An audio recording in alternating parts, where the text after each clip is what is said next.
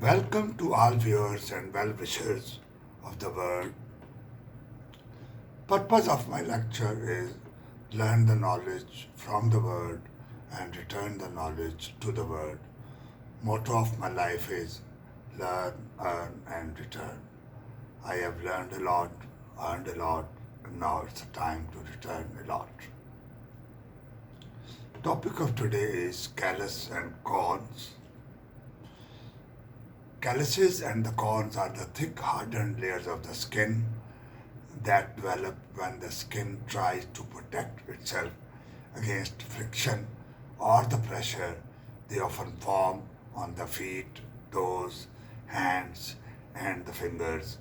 Calluses and the corns are not the same thing. Calluses are rarely painful and develop on the pressure points and the pressure spots such as the heels, balls of the feet, palms, and the knees. They may vary in size and shape, and they are often larger than the corn.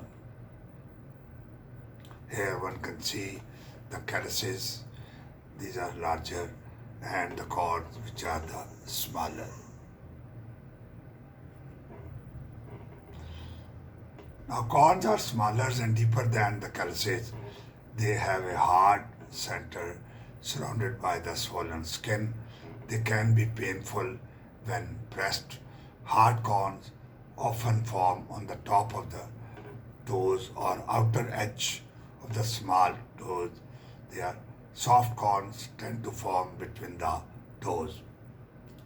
When to see a doctor if a corn or the callus becomes very painful or inflamed, if one have diabetes or the poor blood flow, because even a minor injury to the foot can lead to an infected open sore or ulcer.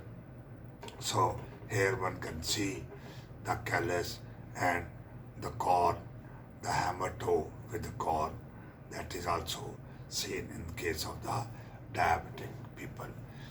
Callus may occur anywhere on the skin. Some degree of the callus on the bottom of the foot is normally seen. Calluses are not harmful and help prevent blisters and offer protection. Excessive formation may cause skin ulceration or infection. Affected person tried to offload affected painful area, which puts stress on the non-infected side. Rubbing too frequent or forceful will cause blisters. Here one can see the calluses on the different parts. And the cause of the calluses will form on any part of the skin exposed to the excess friction over a long period of time. Activities like construction work, many sports, wood carving, playing musical instruments, use of a chef's knife, rock climbing, hiking, martial arts playing, weight training, rowing, dancing, especially ballet, chopping wood, monkey bars, wearing high heels, mostly on feet. These are all responsible for making callus mostly on feet, on metatarsal pharyngeal joints area, balls of the foot, heels and small toes, and the hands, which are being used for having all these games and professions. Due to the compression applied by the tightly fitting shoes, so one can have the callus also. So here one can see the construction work using the hands, basic wood carving also using the hands, music instruments being played by the fingers and the hands, butcher's knife using the hand, rock climbing again using the hand and the feet, and also hiking. These are all martial arts, the game, the weight training for women, and rowing, wearing the high heel, chopping the woods, ballet class, and these are all responsible for causing the callus. So, biologically, calluses are formed by the accumulation of the terminally differentiated keratinocytes in the outermost layer of the skin. Those cells of the calluses are dead, but they are very resistant to the mechanical and the chemical damage. There is extensive network of cross-linked proteins, hydrophobic keratin, intermediate filaments containing many disulfide bonds in these calluses, so that make that tissue very strong and resistant. It is natural reaction of the palmer or the plantar skin. Too much friction will cause a blister or abrasion instead. So one can see the skin layers, one can see the dead keratinocytes of the dermis, that is the living keratinocytes and the other cells which are responsible for making the calluses. Sometimes a callus occurs where there is no rubbing or the pressure. These hyperkeratosis are due to some toxic material like arsenic, which is being used by the workers, that cause thick palms and the soles. Diseases like syphilis cause thickening of the palms and the soles, as the pinpoint hyperkeratosis also seen there, also caused by the actinic keratosis due to the overexposure of the sun or with age and hormonal shift causing to the actinic keratosis. Here one can see the arsenic poisoning causing the hyperkeratosis of the hand. Similarly, in case of the syphilis, one can see the hyperkeratosis of the hands. So the best time to make friends is before you need them, because it is usually said a friend in need is a friend in need, but the true friend is that who you make it before you need them.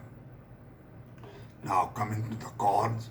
Corn, the other name is clavus, plural is clavi, is a cone-shaped callus that penetrates into the dermis. The scientific name for the corn is haloma, plural is halometa.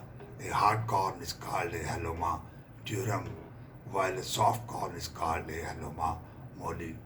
The location of the soft corn differ from that of the hard corn.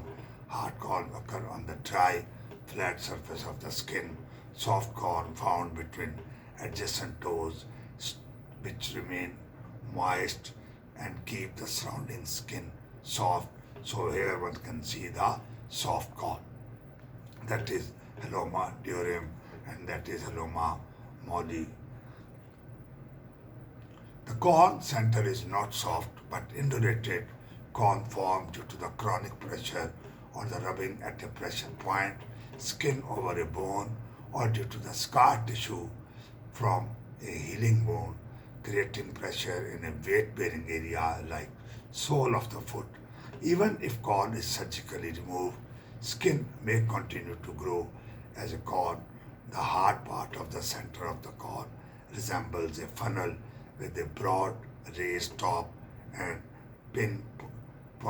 a pointed bottom. Here one can see the soft corn between the webs and seed corn, but hard corn on the outer surfaces, and you can just look at this corn, and if you cut you will have this kind of shape, and the true corn have this funnel shape, the pointed end and the broad upper end.